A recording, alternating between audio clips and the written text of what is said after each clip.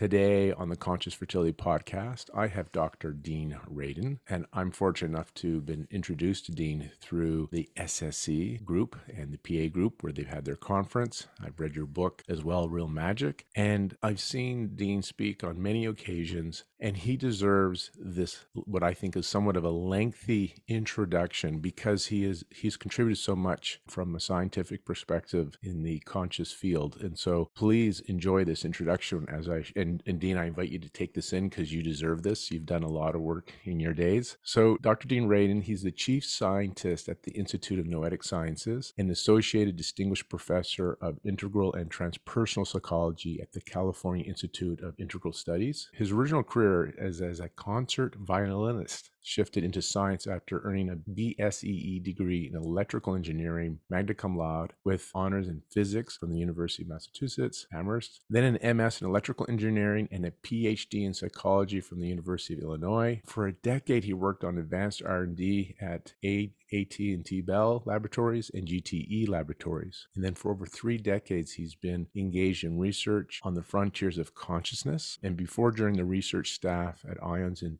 2001, he helped appointments at Princeton University, SRI International, and other academic and industrial facilities. You should know that he's a co-author of hundreds of scientific, technical, and popular articles, 4 dozen book chapters, and 4 best-selling books, which include The Conscious Universe, which was a recipient of the Scientific and Medical Network's 1997 Book Award. Also Entangled Minds, Supernormal, recipient of the 2014 Silver Nautilus Book Award, and Real Magic. He has over 100 academic articles that have appeared in peer-reviewed journals ranging from Foundations of Physics and Physics Essays to the Psychological Bulletin, Psychology of Consciousness, and Frontiers in Human Neuroscience. And he was featured in New York Times Magazine article, and he's been interviewed by dozens of television programs worldwide. And now we have him here on the Conscious Fertility podcast. Dean, one of the reasons I wanted to invite you to this conversation is we've had a lot of guests and there's a lot of assumptions made that there's this idea of consciousness or super consciousness, something beyond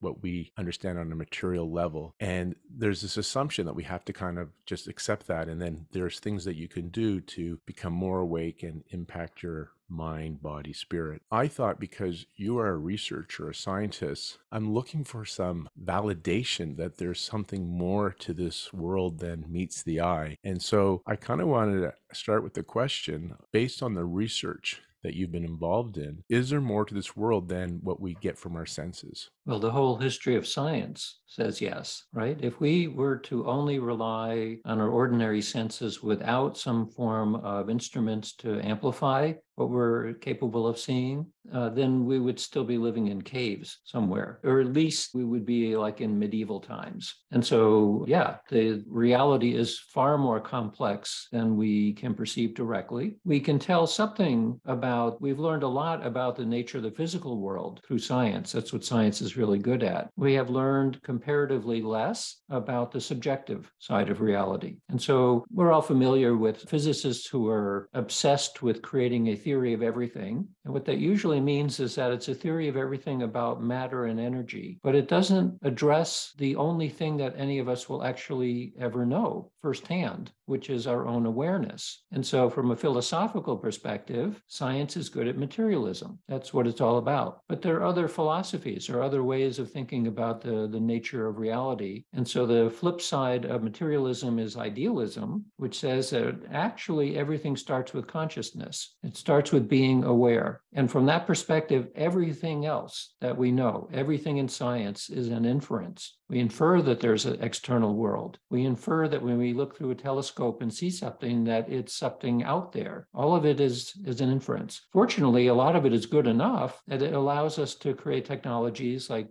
the one that we're using today. It works, it's reliable, but that's not all of reality. And it's easy to forget that. There's an enormous amount of additional things out there that we certainly don't know about yet, and an inkling about some of it through the kind of research on consciousness, through our own personal experiences, and so on. I want to understand more of this idea about consciousness. Some call it big C or super consciousness. So there's this awareness. So we have an awareness. And a lot of the experts say that when we find this present moment, and there's many tools and processes for helping people to get into this present moment where they're fully aware, they can experience their emotions, whether they're unpleasant or not, and they find this presence. They say that you can become whole brain. And my understanding is, when you're triggered and you're stressed, you kind of go into that reptilian fight or flight brain. When you get into this present state, you access more of your brain. So you have access to more parts of creativity. And then some say you tap into this super consciousness. And the question I have is,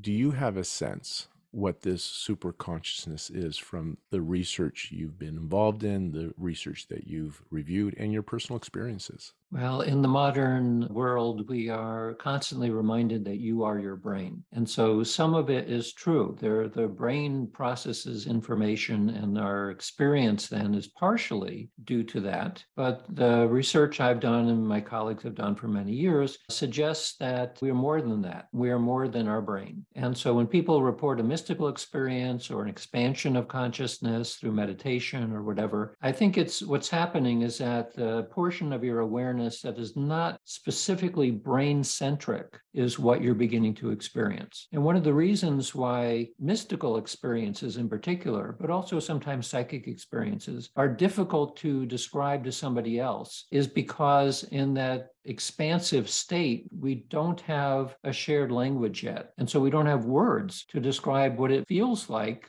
to essentially be one with the universe, other than to use phrases like that. And mystics throughout the world and throughout history have used similar phrases when they're asked to say, well, what was that like? Well, it's not like anything else. And the best I can describe then is that you feel like you're one with everything. Well, that doesn't really help very much if you're trying to get a sense of what this big C is about. The distinction there is big C is a kind of a universal consciousness. It's simply there. It's part of the fabric of reality. We are part of that, simply as being a sentient creature. And so in principle, we all have access to that since it's part of us. And here's in a sense where the brain gets in the way. So you think about us as organisms that have evolved for millions of years on a planet, we have a physical form. That physical form has been shaped by evolution to survive. And so if you think about then the processing that goes on in your brain and body, most of what our everyday experience is like is shaped to pay attention to here and now. Our awareness is about here and now. And that makes a lot of sense because if you're walking along the forest and you're thinking about what's going on in Pluto a million years ago, which by the way, I think we have access to, the tiger's going to jump on you and eat you, and then you won't have any progeny. So we're focused on here and now because it helps us survive, and that gets in the way of an expanded form of awareness. And one of the ways of demonstrating that is by looking at what are the states that people are in when they have those experiences, whether they're psychic or mystical. And the answer is everything other than everyday awareness: dreaming, drumming, dancing, psychedelics, meditation, and so on. All of them are ways of pulling away from having to pay attention to the here and now. I want us to kind of go into some ideas about manifesting, because I know you talk a bit about that in some of your books, like processes, and hear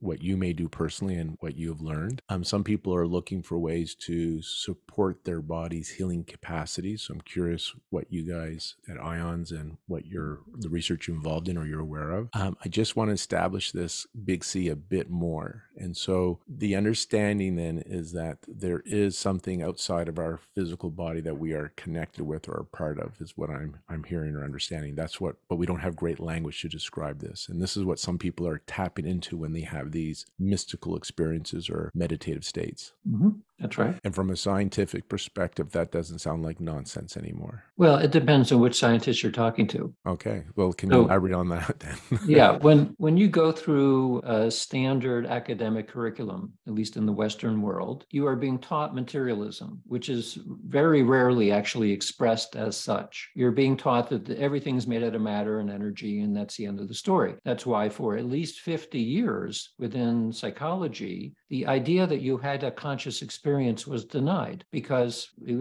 don't know how to create self-reflective awareness out of matter and energy. I mean, this is still a big problem. It's called the hard problem in the neurosciences and in philosophy. And so the easy way to handle that was, well, we'll just declare it doesn't exist. In which case, for 50 years within academic psychology, we were essentially zombies. We had the appearance of being sentient creatures that were independent and able to have free will and so on, but it was an illusion. Well, fortunately, that began to go away when it was like the emperor's new clothes, that this was a ridiculous idea because consciousness is the only thing that we actually know for sure. So that has gone away. And now the problem has transitioned into figuring out how do we begin to understand why and how we have subjective experience in the first place. And so after a couple of decades of people looking into that, both philosophers and scientists are slowly coming towards the idea of other models, other worldviews, where consciousness becomes fundamental in some way. So panpsychism says that everything that exists has some form of internal awareness. It's simply part of the way things are. As I mentioned before, you have idealism, which says everything starts with consciousness. You have dual aspect monism and lots of other flavors of philosophy, which says that the physical world is a real thing. It's not an illusion. It has certain properties and regularities, but consciousness also is a real thing, has its own properties and so on. And the two are somehow tightly associated with each other. So the reason why I mentioned dual aspect monism is because that is specifically a philosophy that says, and this is proposed, by the way, by people like Spinoza and Russell and William James and so on. It's a well understood or well known idea that reality is a little bit like the two sides of a single coin. You have heads and tails. They're quite different from each other if you're looking at the heads or you're looking at the tails, but they're tightly coupled. In fact, they're inextricably coupled. They can't separate the two, and there's two different characteristics then. Well, we experience one side of it, like inside of us, it's the inside of physics, and then there's an outside of physics, which is what science is specialized in. So the consciousness part, the universal consciousness part, is that side of the coin, which is simply awareness. So it may not be awareness with no other properties. It's just somehow awareness arises,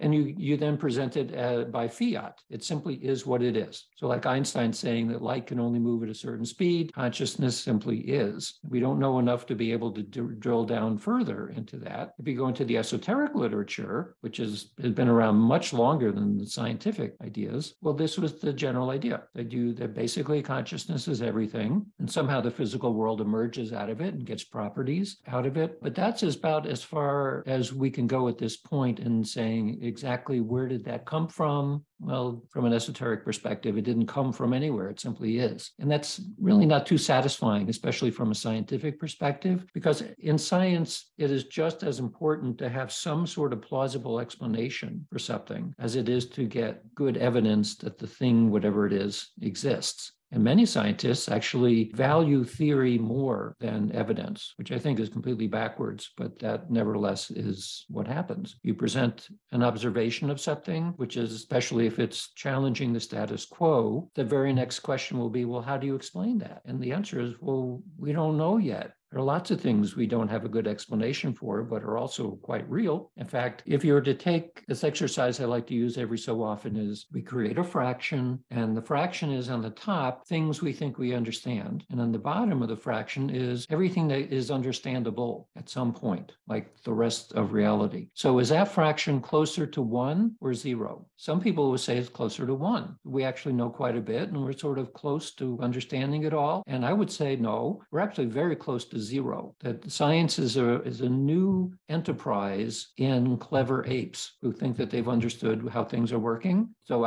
no, we are so close to 0, we might as well know nothing at this point. The only reason we have the illusion of understanding something is because we can use things like Zoom and say, wow, somebody figured out how to something, because otherwise this wouldn't work. And that's true, but it's still from a larger perspective, it's very, very primitive. It reminds me of that saying, there's what we know, what we know we don't know, and then what we don't know we don't know. And it sounds like that fraction is what we don't know, what we don't know. Yes. Yeah, that was Donald Rumsfeld made that famous, and he was correct in that sense. There's much more left to learn. Yeah. So, to kind of make it practical for our listeners, I'm going to ask some questions around manifestation. And again, they want to manifest a baby. So, people are looking to how can they grow their families. But a lot of our listeners are looking, and even those that are trying to grow their families, there are people that are listening, we've learned, that aren't trying to grow their families. But some are looking for relationships, abundance and money, a healing of some sort. And I was wondering about manifestation processes and the science behind this. That can we somehow, if we're part of this consciousness, can we impact our physical reality? Can we influence the physical reality around us? And again, from your personal and scientific perspective, is there any evidence as well as a theory behind it? And I'd like you to kind of, from a scientific point of view, unpack what I've learned is kind of some of the general manifestation processes, as in getting really clear on what you want, right? Getting really clear on what you want. Then they say add an emotional charge. So make sure there's some feelings behind that as if you already have it. So believe as if you already have it. These are kind of some of the core tenets I see when you think about manifestation. Know what you want. I call it setting your GPS, set the destination at where you're going so you know where to get to. You don't need to know how to get there. Imagine as if you already have it. So bring in all the senses. The emotional charge is like putting out a beacon into the universe, into the ether. And so more emotional charge, stronger beacon. And it's to believe as though you already have it. So in the cells, you actually start to really feel that. It allows you to become not attached to form and outcome because you start to believe it. You practice it so well. Is there any truth to this? Any science to this? Do you have anything to add to this? Well, you described the process very well. That is the process of affirmations. The question underneath it all is, does it do anything other than make you feel better about it? And so I think that the answer is yes. And the way that this is studied then in a scientific sense is to ask a simpler question of, does focused awareness and intention change something in the physical world that is measurable? And so if you look at the physical targets that have been used in these kinds of studies, it ranges from everything from photons and electrons all the way up to human health and human behavior and even beyond. So a very broad range. I mean, probably 24 different kinds of targets, from the very small to the very large. What you get from all of that is that it appears that attention and intention push probabilities around. And so the kinds of physical targets that can be manipulated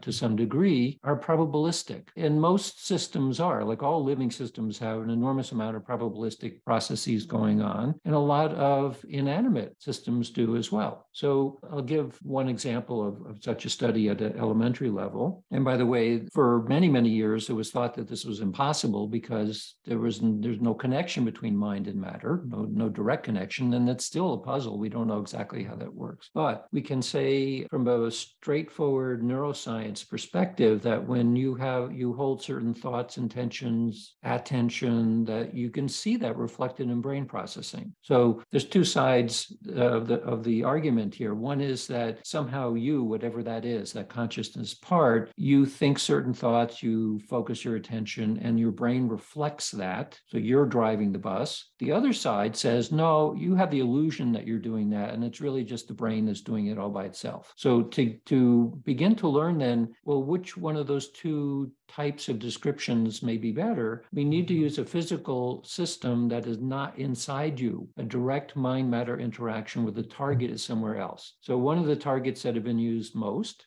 in these kinds of experiments is called a random number generator. This is a hardware electronic circuit, usually, where the randomness that it's producing is traced back into quantum indeterminacy. So one example of that is if you're measuring the time it takes for a radioactive particle to be emitted by a radioactive ore, for example, the time will be random. According to quantum mechanics, it's not only that we don't know what the answer is, but that it is literally indeterminate. It's fundamentally random. There is no cause. It's happening acausally. Well, we're not used to acausal events in the everyday world, but that's the prevailing idea of what happens. It just happens. We don't know why. So that becomes very useful to take those timings and turn them into bits, into zeros and ones. So that's what a commercial hardware random number generator does. It produces series of random bits that are completely unpredictable. They're not a computer-generated algorithm. They're actual based on some random event, truly random event. So you use that in an experiment where you set it up so the random generator is pushing out bits, and you make some kind of display as a result, maybe an ongoing graph on a screen. And your job is to, when you're told, to look at the graph and mentally make it go up. Well, so people will say then, well, how do I do that? Well, don't worry how you do that. Just mentally will that the line goes up, which would mean there are more ones than zeros. And now you do a different task. And so you wait a while and say, okay, when you're ready, you press the button and now make the line go down to have more zeros. So that kind of experiment has been going on for over 50 years, hundreds of such experiments, most of which are published. And overall, the evidence is quite clear, I would say, that something funny happens, meaning that it is what you're getting is not expected according to statistics. What you would expect in these kinds of experiments is a very well understood distribution of results. That's just like baked into the way that we do statistics. And you can show that when people are given assignments to mentally change what's going on, that the distributions you get are no longer according to expectation. They're following, usually, not always, following what the assignment was. Push it this way, push it that way, and it happens. So the very next question is, well, then why does it happen? And again, we have to plead ignorance, but there's a couple of possibilities as to what's happening here. The main one is that in quantum mechanics, there are two strange things about quantum mechanics that makes it different than classical mechanics. One is quantum mechanics predicts and has been shown and just got the Nobel Prize to show that quantum mechanics involves non-locality. It means that things can appear to be separate in space and in time, but remain connected. It's called entanglement. That got the 2022 Nobel Prize in Physics. I just want to hear you say that maybe another way, non-locality. So this, to me, again, goes beyond this idea of this material world that we are separate and this is what you can see physically. You're suggesting when you say non-locality that there is a correlation or connection, collective, amongst us humans and the matter in the world. Can you say that again another way,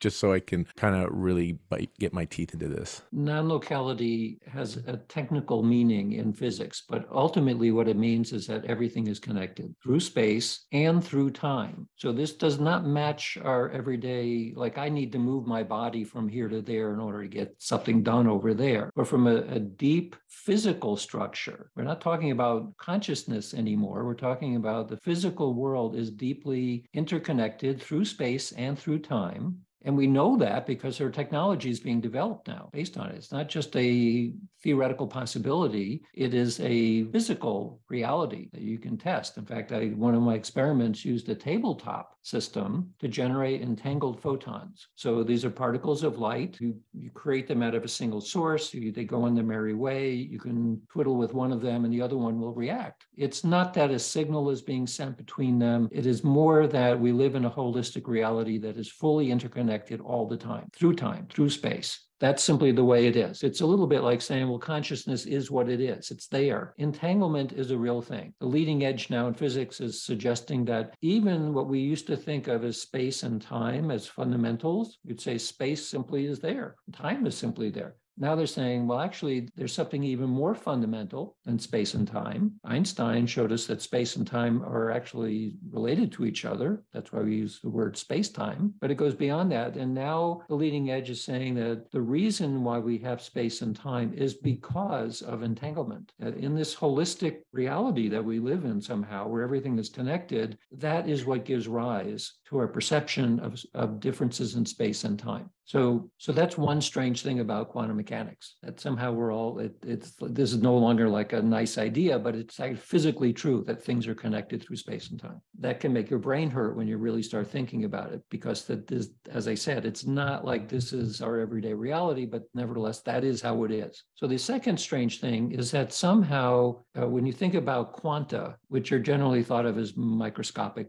particles like electrons and photons, but actually extends up to the world at large, that when you observe a system, it changes its behavior. So at the elementary scale of reality, something about the nature of measurement / observation causes that thing to change. Well, this is part of a very long ongoing discussion in quantum mechanics, because it was recognized early on that this makes it extremely different than classical physics. Because in classical physics, if you observe a system, it doesn't change that at all. Well, now we know when you observe a system, it does change. So that's the door that opens just a crack for how our consciousness, which is, among other things, a way of observing reality, when you focus your awareness on something, it changes. Now, the way that it changes is it can be a very broad range, unless it's a very simple system. So one of the reasons we use a random number generator is because ultimately all we're dealing with are zeros and ones. So if you strongly intend that you get more ones, something happens to the system and it changes the probabilities just enough so that you end up with more ones than zeros. So that's an explanation which is predicated on a plausibility argument based on our understanding of the physical world. It says nothing. It doesn't tell us anything at all about why that happens, right? Because that's the next question. Well, why would that happen? Well, the answer is we don't know why that would happen. And,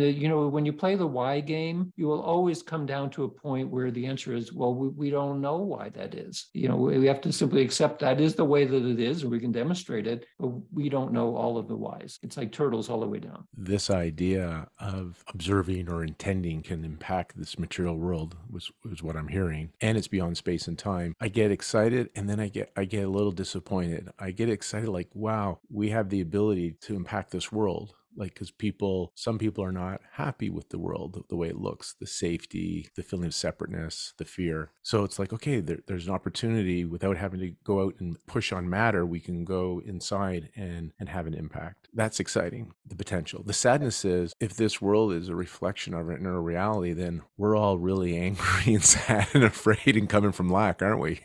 If this is what we've created. Yes. And so it's absolutely true that we all get annoyed when something horrible happens and politicians say, well, we'll give you our thoughts and prayers. What we want, though, is, well, somebody do something. Well, what we're saying here is that thoughts and prayers are doing something. It's just that in the laboratory, as we know, that the way that you see these effects is very similar to your description of why affirmations work. You need very tightly focused awareness. You need to sustain that. You need to have a very clear idea about what it is that you want. And unfortunately, the way that we're constructed is that we start mind wandering almost immediately. So you can do studies where you ask somebody to look at this thing on a computer screen, and we're measuring your EEG, and we're going to see how long you can focus on that. For most people, you can do it for a few seconds, and then you start dreaming about cheeseburgers, because the mind wandering seems to be built into the way that our mind and brain work. And that means that when you have an experiment, or even in an affirmation sense, the likelihood that you're going to be able to both focus and sustain the focus for more than a couple of seconds at a time, very rare. So where you see people are able to do that for longer periods of time are generally long-term meditators. And people who end up being long-term meditators, depending on the type of meditation that they do, if it's a concentrative type of meditation, which is one, it's not like mindfulness. Everyone knows about mindfulness today. That's more of an open focus. Like, you're not trying to focus in that sense. You're just trying to be, which is fine. I mean, it has all kinds of great health benefits. But for concentrative meditations, which are closer to some of the practices in Tibet and other places like that, you can sustain focused awareness for very long periods of time. But you need talent to do that, natural talent. You need enormous amounts of practice. Like, that is your business. 8 hours a day you do that or more. So it is not a normal thing for people to be able to do this kind of focus for a long period of time. So for the average human to do affirmations or any kind of mind-matter interaction interaction effectively, it means you have to do it again and again and again and again, each time knowing that it's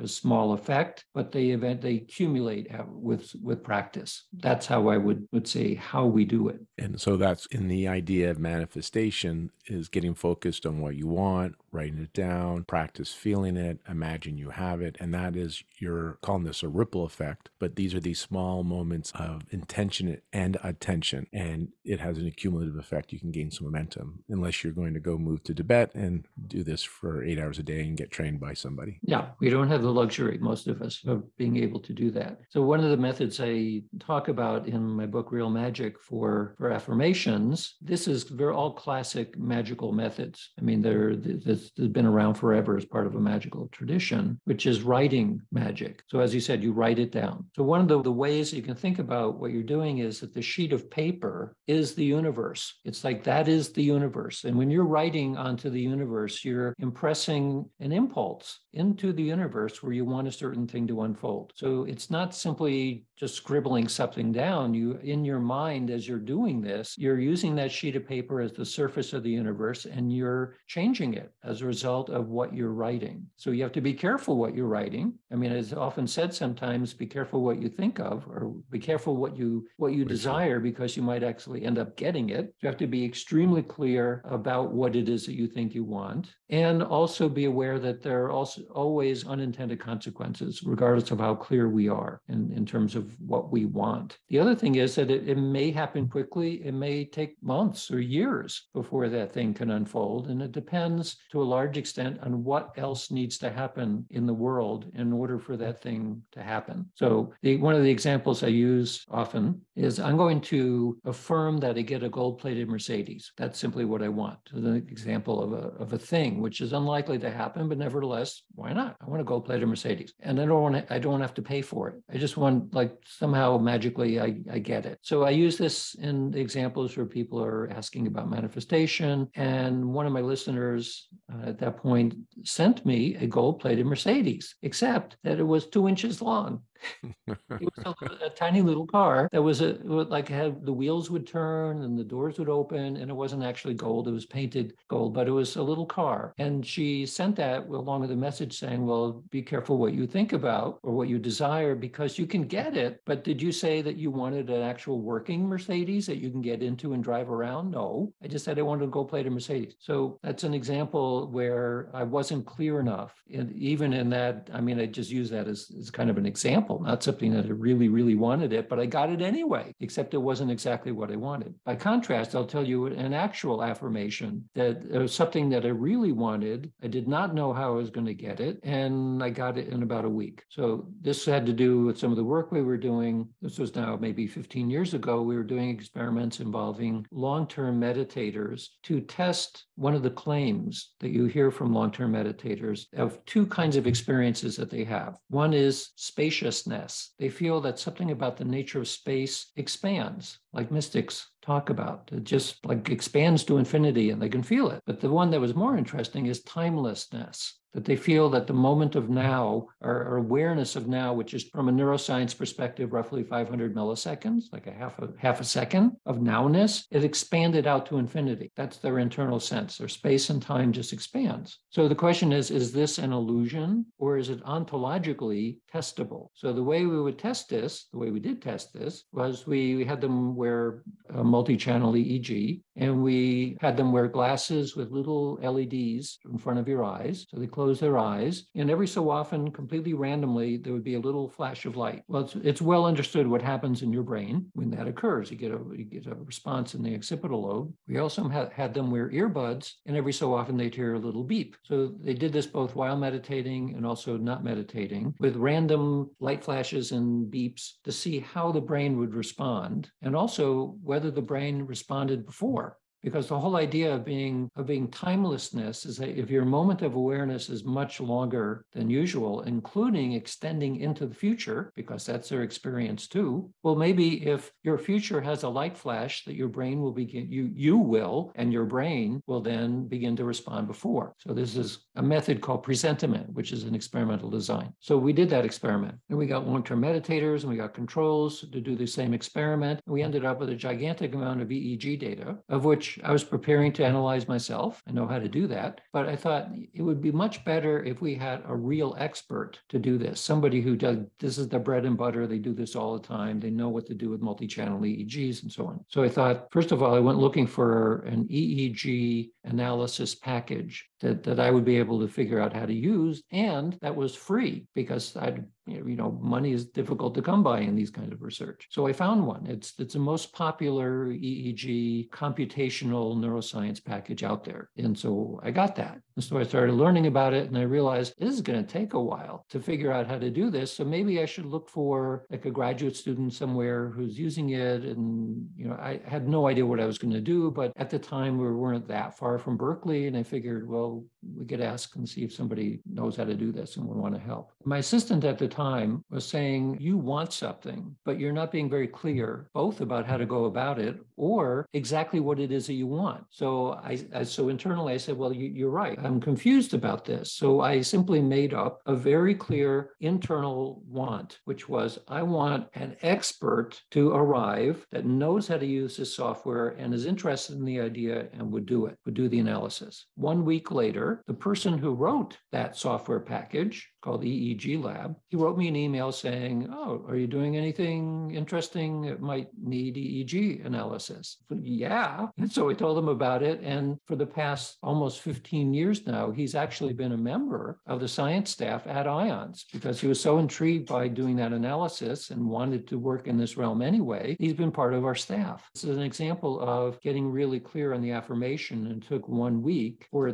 the exact right person to show up, just like out of the blue. So it wasn't completely out of the blue because I had met him at a conference a couple of years prior to that. He's a professor in France and he had an appointment at UC San Diego, but I didn't know he was that interested in this, and nor did I know that he was going to contact me because I hadn't heard from him in years. And that's where neat when these synchronicities line up. And I subscribe to the idea that that's part of the manifestation process. Yeah, everything we do in the laboratory is a synchronicity, right? We get a strange coincidence of things, but it's meaningful. But a synchronicity usually says it's spontaneous. And in the laboratory, we want it to happen while we're watching. So it suggests that you can create a synchronicity. So that's starting to get really close to magic. That's why my last book is called Real Magic, because it's as though you can manipulate the world to a certain degree and create these synchronicities. And the follow-up, because of our listeners, I want to think about the healing aspect of this, or potential. And so our bodies have a capacity to heal. And in my practice with Chinese medicine, a big focus is creating an environment in the body so it can do its healing. It's a little different than from the Western conventional where we're trying to cure or fix the body. The Chinese medicine, we still have the same goal of a healing, but our role is what kind of environment can we create to support the body's innate capacity to heal. And so coming to this consciousness work or conscious healing that some of the experts have talked about, have you seen or are you aware of that you can share in the research that you've been involved in and with your colleagues? Are you seeing anything outside of the materialistic expectation of healing? And for example, these spontaneous healings or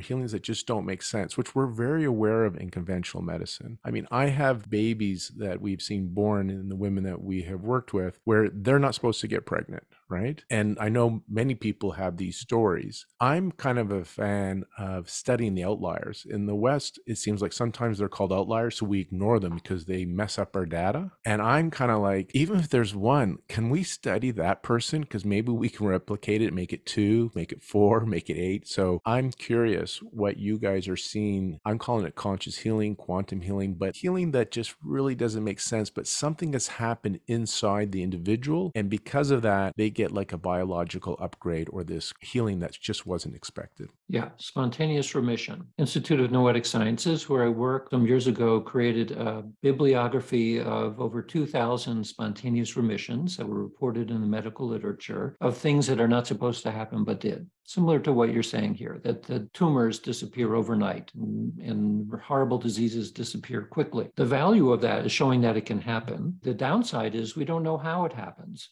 And it's true that a lot of people would like to know how to make a spontaneous healing occur. But because of its very nature being spontaneous, there's no way to study it. It's like, somebody saying, well, how did you do that affirmation? How did it work?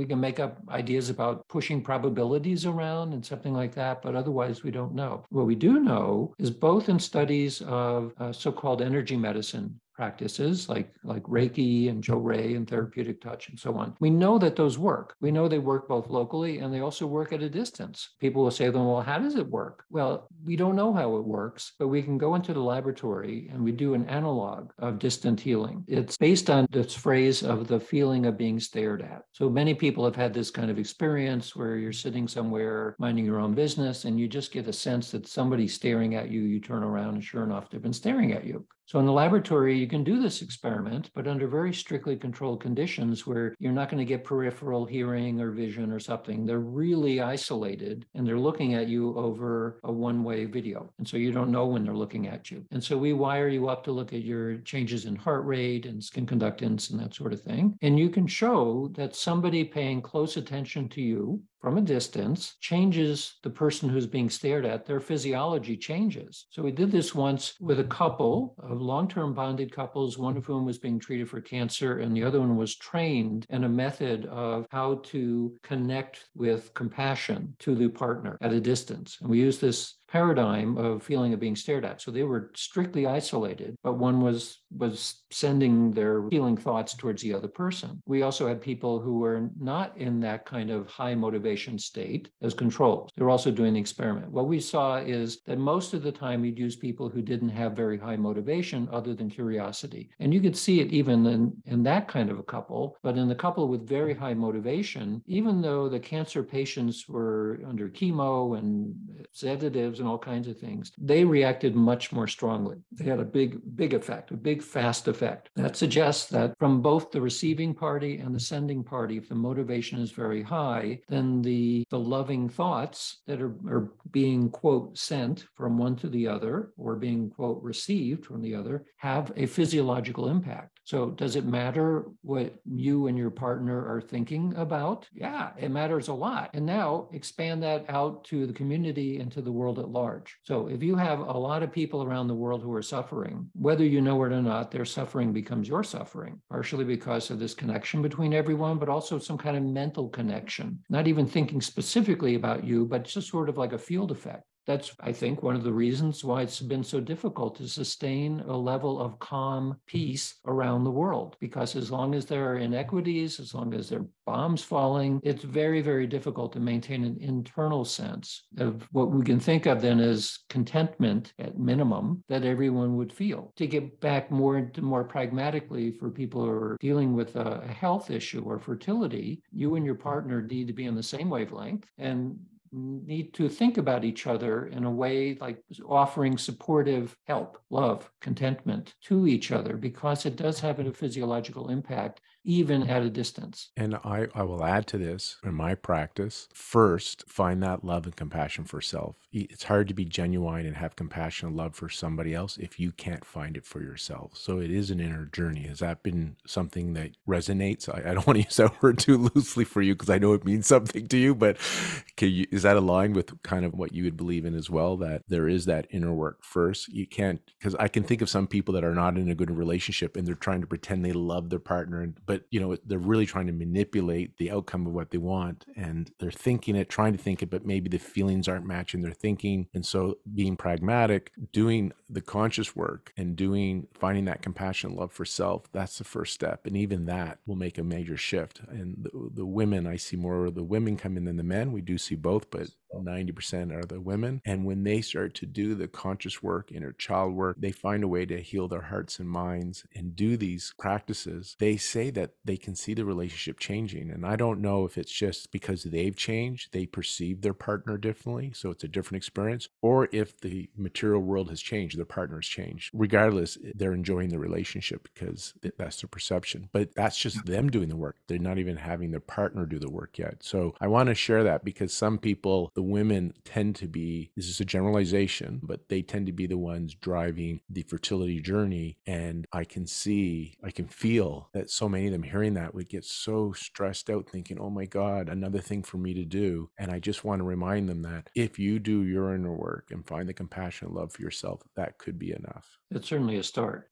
It's a step in the right direction. And it is, on one hand, simple. It's a matter of paying attention. On the other hand, it's not so simple because our conscious awareness of what's going on in us is, by definition, the surface of a very large structure. It's like an iceberg, right? We're aware of that piece above the ocean, but there's an enormously larger piece underneath. And so how do you gain control of something which, by definition, you don't know, right? That's why we call it the unconscious. What we do know from research on psychic ability is that probably all of it comes bubbling up from the unconscious. That means if unconsciously you are afraid of these phenomena or you don't want the phenomena, you will block it very effectively. Whereas if you're open to it, you have the possibility of making it more porous. You can allow things to bubble up. And this has been tested again and again in these kinds of phenomena, that simply by asking somebody what they believe, do you believe it's possible that this can happen? Some people will say yes, and some people will say no, it's impossible. Well, if you separate people based on just that response and you have them do the same experiment, the people who are open will show positive results, and the people who are closed will either get no results or they'll get negative results. They'll do the opposite of what you want. So we're talking about the deeper levels of awareness that are usually not immediately accessible to most people. And it takes either 30 years of therapy or 5 minutes in a mystical state or something to blast through that and get some insight as to what is going on at an unconscious level. And if that happens, the likelihood of an affirmation or any even spontaneous remissions, I think, is much, much more likely.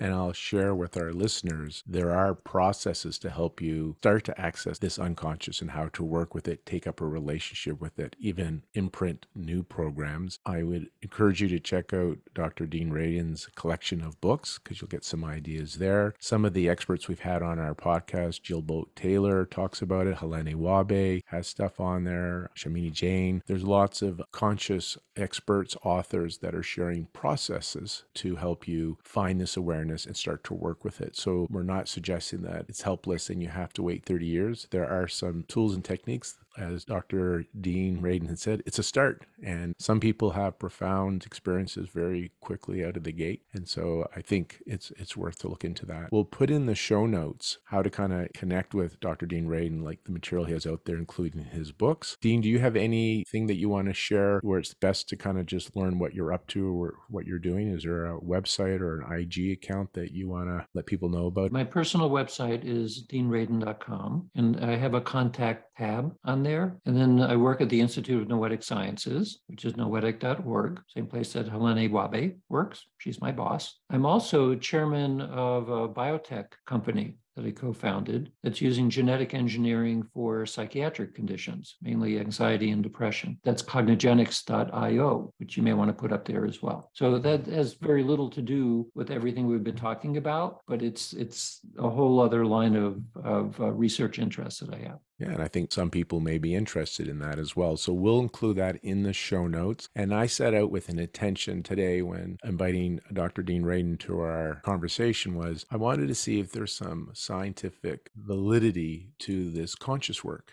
Working on the subconscious and getting to this idea, can you tap into something greater than self, meaning beyond this material level? I'm going to give myself a check. I like what I heard today. I also wanted to let our listeners know that there is some things that you can do, processes that can help you on your journey, on a healing journey. And I think we got some resources that we're listening to the show notes, and we started talking that we're seeing this happen and it's being validated from a scientific perspective. So check mark on that as well. Dean, thank you very much for your time today. Very much appreciated. And thanks to our listeners for tuning in to Conscious Fertility, because as you know, my agenda is to heal the world. We first heal our hearts and minds, and we go from conscious fertility to conscious conception to conscious pregnancy to conscious parenting. And so this next generation can be an improvement on us. And so I'm wishing you all the best of luck on your journey.